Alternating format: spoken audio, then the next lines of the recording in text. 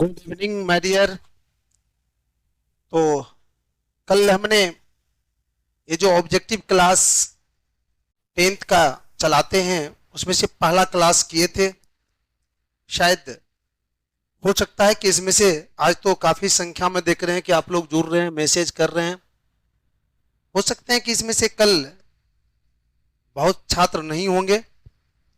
चलिए, जो नहीं होंगे उसके लिए भी रिकॉर्डेड उपलब्ध है, वो आप रिकॉर्डेड देख सकते हैं। लेकिन मैं आपसे रिक्वेस्ट करूंगा, जो कल नहीं थे उसके लिए रिक्वेस्ट करूंगा या उससे रिक्वेस्ट करूंगा कि क्लास अब्सेंट नहीं होइएगा, क्योंकि यह ऑब्जेक्टिव क्लास सिर्फ आपके बिहार बोर्ड ही नहीं, आपके लाइफ के लिए बहुत महत्वपूर्ण है।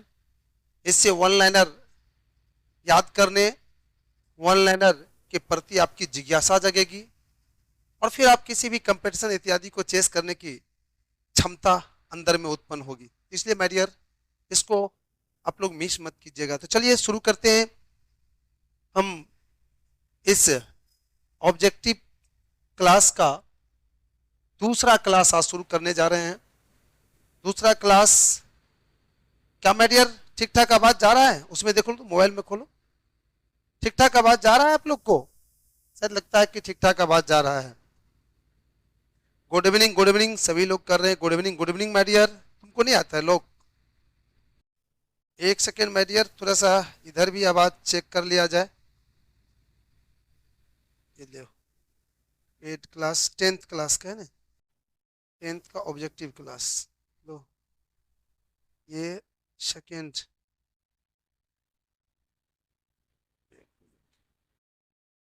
चलो चलो ठीक है, आवाज कम कर लो। तो आज ये सेकेंड जो क्लास है आपका, ये बहुत इंपॉर्टेंट क्लास होने जा रहा है। तो चलिए, आज के क्लास का पहला क्वेश्चन हम आपके स्क्रीन पर ला रहे हैं। पहला क्वेश्चन देखिए आ गया। तो आप लोग यूरोप से परिचित है कि यूरोप क्या है? शायद लगते हैं सभी लोग परिचित होंगे यूरोप से क्या है। तो बेहिचक आप कहते हैं कि एक महादेश है। क्या है? महादेश। सही बात है, यूरोप क्या है? एक महादेश है। इस हिसाब से आंसर हो जाता है आपका गो। ये तो आसान बात है, लेकिन कैसा महादेश माय डियर? यूरोप एक ऐसा महादेश है जिसमें करीबन 44 देश है। कितने देश हैं? 44 देश है इसमें। और इसके जो 44 देश है उसमें से सबसे बड़ा, एक मिनट में, 44 देश है इसमें और इसमें सबसे जो बड़ा है, बड़ा देश कौन है माय डियर? रूस। थोड़ा सा छोटा मोटा चीज याद रखिए, कौन है? रूस है सबसे बड़ा। और सबसे छोटा, सबसे कितने व्यक्ति तो ये भी विचलित हो जाते हैं कि रूस किस महादेश में है, नहीं है। तो सबसे बड़ा महादेश, सॉरी, यूरोप महादेश के सबसे बड़ा देश है रूस। और सबसे छोटा है वेटिकन सिटी। नाम सुने होंगे, वेटिकन सिटी। जी, ये आपका पहला क्वेश्चन का विश्लेषण हुआ। अब चलते हैं हम लोग नेक्स्ट क्वेश्चन। नेक्स्ट क्वेश्चन है आपका, नेपोलियन बोनापार्ट कहां के शासक थे? इससे आप लोग निश्चित रूप से परिचित होंगे कि नेपोलियन बोनापार्ट कहां के शासक थे। इसमें कोई दो मत नहीं है कि आप नहीं बता सकते हैं। क्या किसका है? करो ना, करो। तो देखते हैं। ऑप्शन को इटली, ऑप्शन ख जर्मनी, ऑप्शन ग पोलैंड, ऑप्शन घ फ्रांस। इसका सही आंसर है ऑप्शन ऑप्शन घ। कहा? फ्रांस। और कब बना था शासक, वो भी सुन लीजिए। 1804 ईस्वी में। जी, 1804 ईस्वी में फ्रांस का शासक बना था नेपोलियन बोनापार्ट। और फ्रांस के रूप रंग को बदल दिया था मेडियर। लेकिन दुख की बात है, ये ज्यादा दिन तक रह नहीं पाया था। और अब नेक्स्ट क्वेश्चन है आपका, वियना सम्मेलन कब हुआ था? तो कल भी क्वेश्चन इस पर हमने चर्चा किए थे कि वियना सम्मेलन कब हुआ था, और मैंने वियना पर चर्चा भी किया था कल कि वियना क्या है। शायद सभी को याद होगा, मैंने बताया था कि वियना जो है ऑस्ट्रिया, जी ऑस्ट्रिया की क्या है, राजधानी है। मैंने बताया था ये चीज कल। और फिर हमने ये भी बताए थे कि यहां पर वियना में हमने बताए थे आपको कि वियना में जो है एक सम्मेलन हुआ था,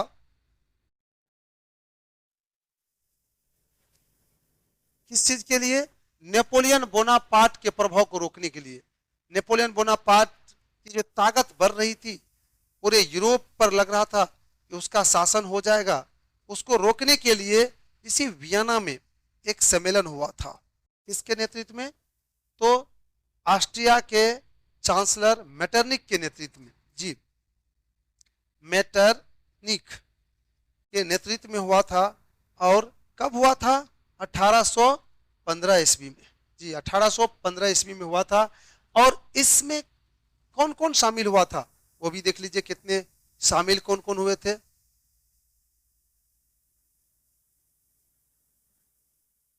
शामिल कौन कौन हुए थे, कौन कौन देश शामिल हुए थे इसमें, वो भी थोड़ा सा देख लेते हैं। तो रूस हुआ था शामिल, कौन, रूस। और ब्रिटेन, ब्रिटेन शामिल हुआ था। और परसा शामिल हुआ था, परसा। ये परसा कौन है, जर्मनी के एक मजबूत राज का नाम है परसा। और बाद में जाके फ्रांस भी शामिल हुआ था, जी बाद में कौन शामिल हुआ था, फ्रांस, फ्रांस भी शामिल हुआ था। ये देश शामिल हुआ था किसमें, याद रखना माय डियर, वियना सम्मेलन में। और कब हुआ था, 1815 ईस्वी में। किसके नेतृत्व में, मेटरनिक के नेतृत्व में। कई क्वेश्चन इससे बनता है। तो इसमें यह सम्मेलन सफल भी हुआ था, क्योंकि इस सम्मेलन के बाद नेपोलियन बोनापार्ट का प्रभाव बिल्कुल समझिए खत्म हो गया या समाप्त हो गया था। अब आइए नेक्स्ट क्वेश्चन है कि राष्ट्रवाद का शाब्दिक अर्थ क्या होता है, जी राष्ट्रवाद का शाब्दिक अर्थ क्या होता है। मैं यार शाब्दिक अर्थ, ये जो शाब्दिक शब्द है इसका मतलब होता है कि ऐसा शब्द जो प्रारंभ में या जन्म के समय जिस अर्थ के लिए उसको उपयोग किया जाता है वही होता है शाब्दिक। अर्थात हम एक शब्द में कह दे कि छठिहारी के रात में जो किसी का नाम रखा जाता है वह उसका शाब्दिक नाम होता है, और उसके बाद गुण इत्यादि के आधार पर उसका नाम बदल जाता है। तो वो जो नाम हुआ, दूसरा नाम, वो एक गुण के आधार पर हो गया, रूप के आधार पर हो गया, लेकिन शाब्दिक नाम हुआ जो प्रारंभिक नाम होता है वो हो गया। तो राष्ट्रवाद का शाब्दिक अर्थ क्या होता है, क में एक राजा के प्रति निष्ठा, ख में एक संगठन के प्रति निष्ठा, ग में राष्ट्रीय चेतना का उदय, घ में इनमें से कोई नहीं। इसका सही आंसर है राष्ट्रीय चेतना का उदय, गो। इसका सही आंसर गो है। कोई देखिए तो वो मैसेज, कोई ना वो मैसेज को पीछा करो नहीं, यहाँ से पीछा करो ना, यहाँ से, इससे यहाँ और नहीं, यहाँ, अच्छा कोई बात नहीं, छोड़ दो रहने दो। अब नेक्स्ट क्वेश्चन आपके स्क्रीन पर है कि नेपोलियन बोनापार्ट कौन थे। घुमा फिरा के मैडियर क्वेश्चन पूछता है, नेपोलियन बोनापार्ट कौन थे। तो नेपोलियन बोनापार्ट फ्रांस के शासक थे और गरीबों का मसीहा थे। यूरोपीय नहीं, पूरे दुनिया के गरीबों का मसीहा इसको माना जाता है। और ये 1804 ईस्वी में फ्रांस का शासक भी बना था, जी ये शासक बना था। कितना ईस्वी में, कितना ईस्वी में, 1804 ईस्वी में। तो कौन थे, फ्रांसीसी सम्राट थे, जर्मनी चांसलर थे, ऑस्ट्रिया के राजकुमार थे, इनमें से कोई नहीं। तो इसका सही आंसर हो जाता है को, फ्रांसीसी सम्राट। अब आइए नेक्स्ट क्वेश्चन, वियना सम्मेलन की मेजबानी या नेतृत्व किसने की थी? मैंने अभी भी बताया था कि वियना सम्मेलन का नेतृत्व कौन किया था, मैंने अभी भी बताया था, याद होगा कौन किया था? मेटरनिख।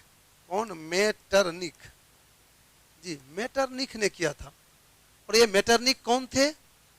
ऑस्ट्रिया के चांसलर थे।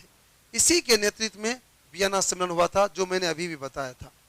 नेक्स्ट क्वेश्चन है, जर्मनी का एकीकरण कब पूरा हुआ? जी हाँ, जर्मनी जो बिखरा हुआ था, याद होगा 300 टुकड़ा में बिखरा हुआ था, 300 टुकड़ा में, एक दो टुकड़ा नहीं, 300 टुकड़ा में बिखरा हुआ था। और ये 300 टुकड़ा एक हुआ है दो व्यक्ति के प्रयास से। पहला बिस्मार्क है और दूसरा विलियम प्रथम है। पहला बिस्मार्क और दूसरा विलियम प्रथम, उन्हीं के प्रयास से 1871 ईस्वी में, अर्थात सही आंसर क्या हो गया? को 1871 ईस्वी में जर्मनी का एकीकरण हो गया। अब आइए नेक्स्ट क्वेश्चन। नेक्स्ट क्वेश्चन है आपका, इसको थोड़ा सा कल इसको बता दीजिएगा, तो इधर छोड़ के थोड़ा सा देने, क्योंकि जैसे यहाँ पर खड़े होते हैं ना तो फिर दिक्कत हो जाता है। जर्मनी के एकीकरण में महत्वपूर्ण भूमिका किसने निभाया? अर्थात जर्मनी जो 300 टुकड़ा में बिखरा हुआ था, ये जो 300 टुकड़ा में बिखरा हुआ था, तो इसको एक करने में, जी इसको एक करने में किसका योगदान है? किसका योगदान है? तो देखते हैं।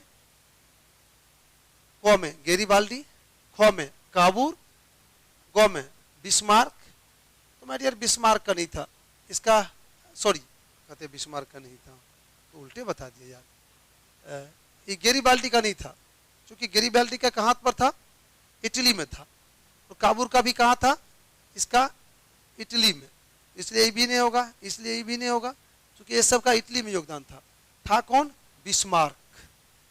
इसमें से बिस्मार्क का सबसे ज्यादा योगदान है जर्मनी को एक करने में। मैंने अभी भी चर्चा किया था कि दो व्यक्ति, एक तो बिस्मार्क, दूसरा विलियम प्रथम।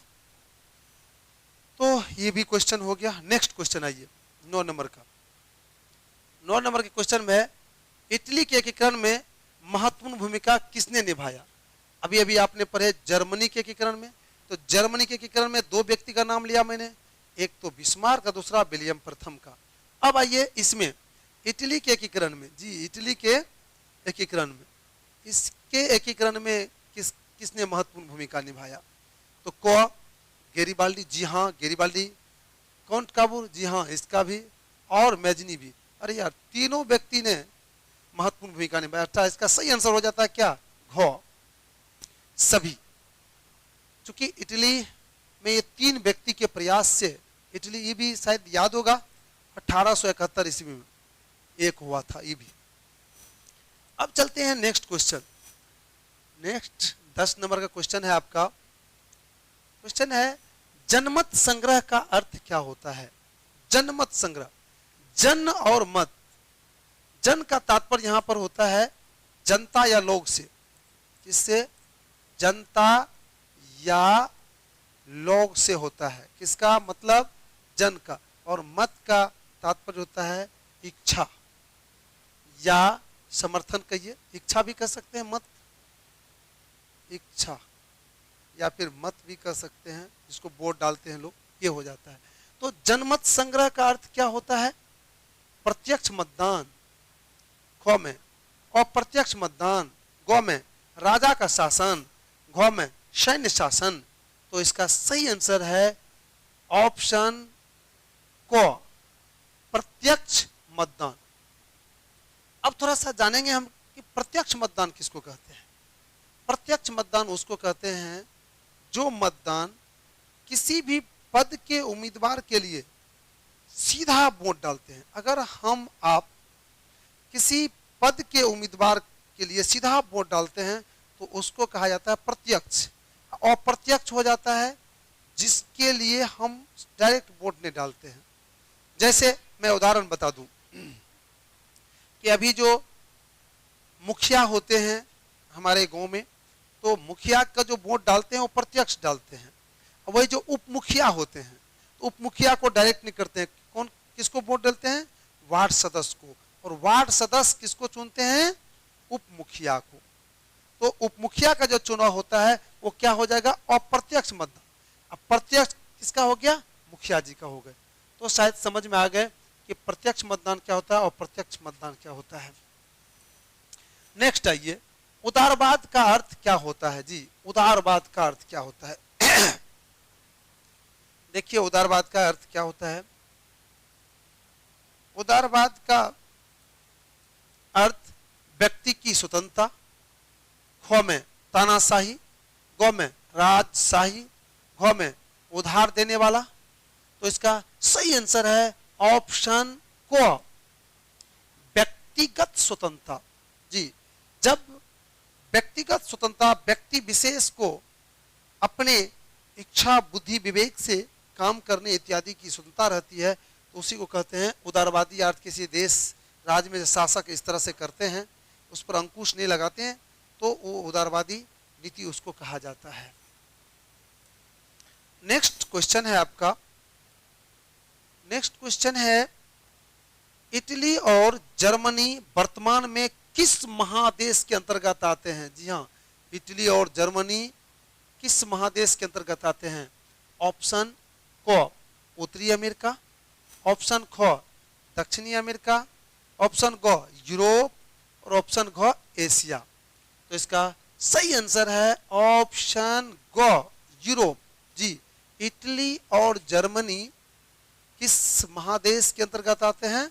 तो यूरोप महादेश के अंतर्गत आते हैं, यूरोप के अंतर्गत आते हैं। अब नेक्स्ट क्वेश्चन देखिए आपके स्क्रीन पर है कि बाल्कन। जी, ये है तो अनजाने क्वेश्चन लेकिन दम है इसमें। ये बाल्कन, ये बाल्कन क्या है माय डियर? इसको जानेंगे हम लोग। बाल्कन क्या है? बाल्कन एक प्रायद्वीप का नाम है। किसका नाम है? बाल्कन एक प्रायद्वीप का नाम है। प्रायद्वीप, प्रायद्वीप किसको कहते हैं? वैसा स्थलीय भाग जिसका तीन ओर स्थल से तीन ओर समुद्र से जुड़ा हुआ हो और एक और स्थल से जुड़ा हुआ हो तो उसको कहते हैं प्रायद्वीप। और इस प्रायद्वीप का नाम काफी अधिक है माय डियर, क्योंकि इस पर जो प्रथम विश्व युद्ध भी जो हुआ था, उतना बड़ा युद्ध इसी प्रायद्वीप के घटना के कारण से हुआ था। उसी पर सर्बिया इत्यादि से लड़ाई तराई का कंडीशन बना था और वहीं से लड़ाई शुरू हुआ था, तो इसलिए इसका नाम आता है माय डियर। तो ये कहाँ है? तो दक्षिणी पूर्वी यूरोप, यूरोप में एक क्या है माय डियर? एक प्रायद्वीप है और बहुत ही प्रचलित प्रायद्वीप है और यहाँ पर लड़ाई तराई इत्यादि कई बार हुआ है, तो इसलिए ये संबंधित है किससे? पूर्वी यूरोप, क में पूर्वी यूरोप, ख में पश्चिमी यूरोप, ग में उत्तरी यूरोप, घ में दक्षिणी यूरोप। तो इसका सही आंसर हो जाता है पूर्वी यूरोप। वैसे ये भी होना चाहिए, दक्षिणी दक्षिणी पूर्वी दोनों होना चाहिए, लेकिन सही आंसर इसका पूर्वी यूरोप होता है, क्योंकि पूर्वी यूरोप में अधिक इसका भाग है, इसलिए जा रहे हैं। ठीक, वो क्या कहा कंप्यूटर बोला?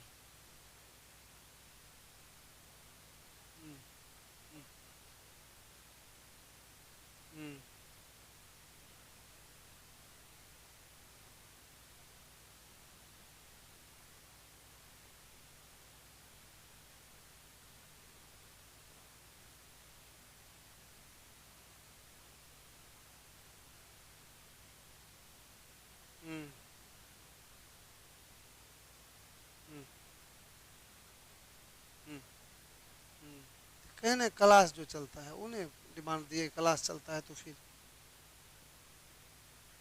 क्लास चलने का डिमांड नहीं दिए।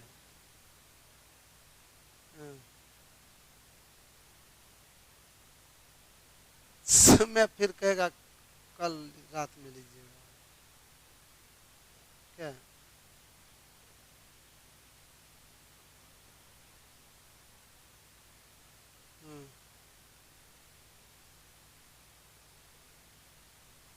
ठीक है, ठीक है। तो ये बाल्कन समस्या किससे है? तो पूर्वी यूरोप से हैं। अब नेक्स्ट क्वेश्चन आते हैं कि फ्रांसीसी क्रांति कब हुई थी। जी, फ्रांसीसी क्रांति कब हुई थी। ये तो क्रांति बहुत ही प्रचलित क्रांति है, जो कि पहली बार यहाँ पर गरीबों का जीत हुआ था, जनता की जीत हुई थी, शासक की हार हुई थी पहली बार। तो कब हुई थी? क में 1789 ईस्वी में, ख में 1848 ईस्वी में, ग में 1871 में, घ में 1914 में। तो इसका सही आंसर है ऑप्शन क, 1789 ईस्वी में फ्रांसीसी क्रांति हुई थी। अब देखिए नेक्स्ट क्वेश्चन आपके स्क्रीन पर आ गया। नेपोलियन संहिता कानून, नेपोलियन संहिता होना चाहिए, संहिता, नेपोलियन संहिता कब लागू की गई थी। मेरे यार सबसे पहले तो हम लोग जानेंगे कि नेपोलियन संहिता क्या है, ये क्या है। इसको अगर जान जाते हैं तब और मजा आ जाएगा। मेरे यार ये एक कानून का नाम है। किसका नाम है? क्या है? ये कानून है।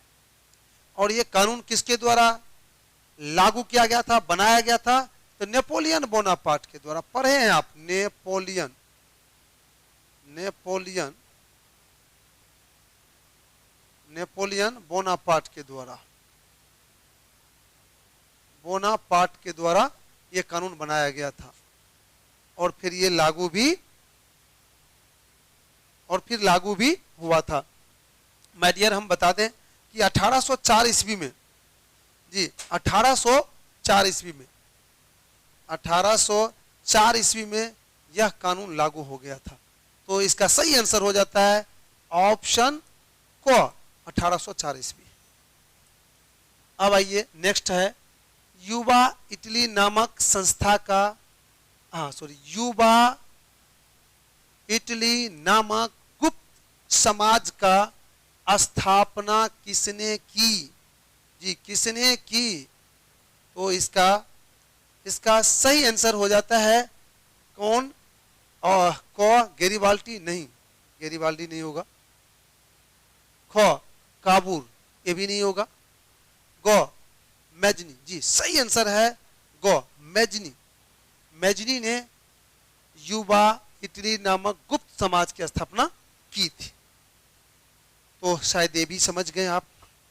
अब देखिए 17 नंबर का क्वेश्चन आपके स्क्रीन पर है। 17 नंबर के क्वेश्चन में है कि यंग इटली, जी यंग इटली नामक संस्था का गठन कब हुआ था। तो यंग इटली हमने बताए थे शायद कि मैजनी ने इटली को, जी इटली को, ये इटली एक देश था और ये बिल्कुल बिखरा हुआ था। और इसको एक करने के लिए कौन? मैजनी, याद होगा, पढ़ाए थे हम। मैजनी, ये मैजनी ने दो संगठन बनाया था। एक 1834 में और एक 1831 में बनाया था। जी, तो यंग इटली नामक संस्था का गठन कब किया गया था, ये याद होना चाहिए आप लोगों को। दो संस्था क्या था? तो पहला यंग इटली जो है वो हुआ था 1831 में, अर्थात सही आंसर ख है। और यंग यूरोप एक हुआ था। ये क्या हुआ था? Young Europe. अब देखिए ये याद रखने के लिए, यूरोप ये महादेश हो गया, तो पहले तो देश के नाम पर दिया, फिर महादेश के नाम पर दिया। तो ये जो 34 है आपका 1834, इसमें क्या हो जाएगा? Young Europe. लेकिन पढ़ना था हमको यही, जब क्वेश्चन यही है मेरा। अब नेक्स्ट क्वेश्चन देखिए आपके स्क्रीन पर है।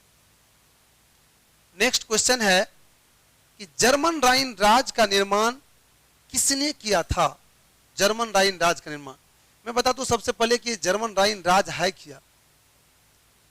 मैरियर, जर्मन राइन राज नेपोलियन बोनापार्ट के द्वारा छोटे छोटे क्षेत्रों को मिलाकर एक संगठन बनाया गया था ताकि यूरोप में उसकी शक्ति मजबूत हो। उसी संगठन को जर्मन राइन राज कहा गया था। तो जर्मन राइन राज का निर्माण किसने किया था? नाम भी तो बता ही दिए मैंने, क्योंकि मैं तो विश्लेषण कर रहा था लेकिन नाम भी बता दिए। तो इसका सही आंसर हो जाता है ऑप्शन ख, नेपोलियन बोनापार्ट। जी, नेपोलियन बोनापार्ट ने जर्मन राइन राज का निर्माण किया था। अब आइए नेक्स्ट क्वेश्चन। नेक्स्ट क्वेश्चन आपका है, कोसूत कहां का नेता था? माय डियर, कोसूत एक ऐसे नेता थे जिसका महत्व ठीक उसी तरह से था जिस तरह से भारत में महात्मा गांधी, सुभाष चंद्र बोस, भगत सिंह इत्यादि का है। और वह किस देश का था वो बताने जा रहे हैं। ऑप्शन क जर्मनी, नहीं, जर्मनी का नहीं था। इटली, नहीं, इसका भी नहीं था। हंगरी का था जी, ऑप्शन ग, हंगरी का था। कौन? कोसूत। और कोसूत के प्रयास से ही माय डियर हंगरी स्वतंत्र हुआ था, इसलिए याद रखिएगा इसको। अब चलते हैं नेक्स्ट। सिर्फ भारत के नेता को ही याद रखने से माय डियर आपकी पहचान नहीं बनेगी। दुनिया के जो कुछ अच्छे नेता हैं, अच्छे घटना है, अच्छे बात है, उसका को भी थोड़ा सा स्मरण रखना पड़ेगा, थोड़ा थोड़ा धीरे धीरे, अभी से। एड्रियानोपुल की संधि कब हुई थी? माय डियर, ये एड्रियानोपुल की संधि में पहले बता दूं, एड्रियानोपुल की संधि है क्या? ये माय डियर सबसे पहले तो रूस, जी हाँ, किसके किसके बीच हुआ था वो थोड़ा सा बता दूं। रूस और तुर्की के बीच हुआ था जी, रूस और तुर्की के बीच हुआ था। कब, कितना ईस्वी में? 1829 ईस्वी में। बहुत माय डियर बढ़िया चीज है। 1829 ईस्वी में रूस और तुर्की के बीच हुआ था। और रूस ने दबाव दिया था तुर्की पर, दबाव दिया था कि आप, चूंकि तुर्की का 2 क्षेत्र पर शासन था, और भी था, लेकिन इस रूस के हिसाब से एक तो सर्बिया पर था, सर्बिया, और एक था यूनान पर। तो इस सम्मेलन में इन दोनों क्षेत्र से तुर्की को हटने के लिए रूस ने सम्मेलन बुलाया था कि दोनों क्षेत्र से हट जाए, लेकिन तुर्की ने शीघ्र ही इस क्षेत्र को स्वतंत्र कर दिया, कहा तुम स्वतंत्र हो जाओ, और यूनान को भी स्वतंत्र करेंगे, इस ऐसा वादा किया इन्होंने। किसमें? ये एड्रियानोपुल की संधि में। तो अब नेक्स्ट क्वेश्चन आपके, और लास्ट क्वेश्चन था क्या माय डियर? तो ये लास्ट क्वेश्चन था। तो आज के इस ऑब्जेक्टिव क्लास में मैं आप लोग को एक बार फिर से रिपीट कर दूं कि आपने आज पहला टेस्ट सीरीज जो चल रहा है, मैं जानकारी भी दूं इसके माध्यम से कि 10th एसएसटी के हम ऑब्जेक्टिव टेस्ट सीरीज चला रहे हैं जो हमारे ऐप पर अवेलेबल हैं, और उसमें बहुत ही मामूली फी पर 10th के चारों बुक का टेस्ट सीरीज का उसमें प्रावधान है। और प्रत्येक शनिवार को दिन के 12 बजे क्वेश्चन आ जाता है और टेस्ट होती है। उसी टेस्ट का जो पहला टेस्ट था उसी का आज हम विश्लेषण कर रहे थे। चूंकि इसके बाद मैं 2 और विश्लेषण करूंगा, लेकिन इसके बाद विश्लेषण इसलिए नहीं कर पाएंगे उसको कि हम जो 1 सप्ताह पढ़ाएंगे, उसी 1 सप्ताह जो पढ़ाएंगे उसके बाद वो टेस्ट लेंगे शनिवार। इसलिए माय डियर ये भी क्लास करना आपको जरूरी है या परफेक्ट है, और टेस्ट सीरीज भी लेना जरूरी है। ये दोनों क्लास कंबाइंड ही समझिए। अगर आप ये क्लास कर रहे हैं फिर टेस्ट दे रहे हैं तब और मजा आएगा कि आपके टेस्ट की क्या है नहीं है। क्या माय डियर, एक बार आप लोग मुझे फीडबैक दीजिए कि क्या यहाँ की आवाज, लाइट इत्यादि आपको इस तरह से पहुंच रहा है ना, जिससे आप आसानी से देख सकते हैं, सुन सकते हैं, समझ सकते हैं, किसी तरह की प्रॉब्लम तो नहीं हो रही ना? एक बार माय डियर मैसेज कीजिए, आप लोग देख लेते हैं हम। नीचे करो ना, नीचे नीचे करो, इधर माउस लो, इधर लो, इधर लो नहीं यार, उधर क्या देखता है तू? नीचे लो, नीचे लो।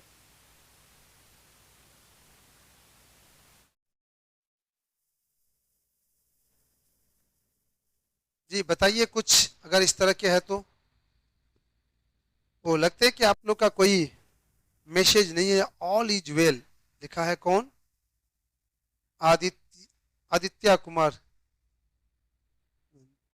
दीपक कुमार भी लिखे हैं। यस सर, अब ठीक है, बिल्कुल बिल्कुल ठीक रहेगा माय डियर। बस मैं आप लोग से यही कहूंगा कि थोड़ा सा भी अगर दिक्कत हो तो क्या लिखा है, ज्वाइन वाला, ज्वाइन वाला क्या दिक्कत है उसको, क्या नहीं लिखा था ज्वाइन।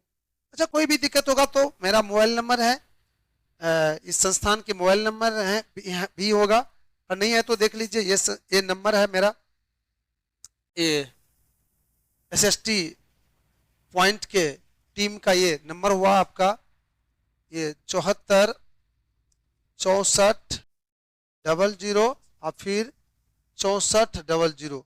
आपको अगर किसी भी तरह का इसमें दिक्कत होगा, कहीं से भी डाउनलोड करने इत्यादि में, वैसे हम बहुत जल्दी एक वीडियो दे रहे हैं आप लोग को, तो ये नंबर पर आप कॉल कर सकते हैं। तो चलिए माय डियर, आज की क्लास को हम यहीं पर रोक रहे हैं।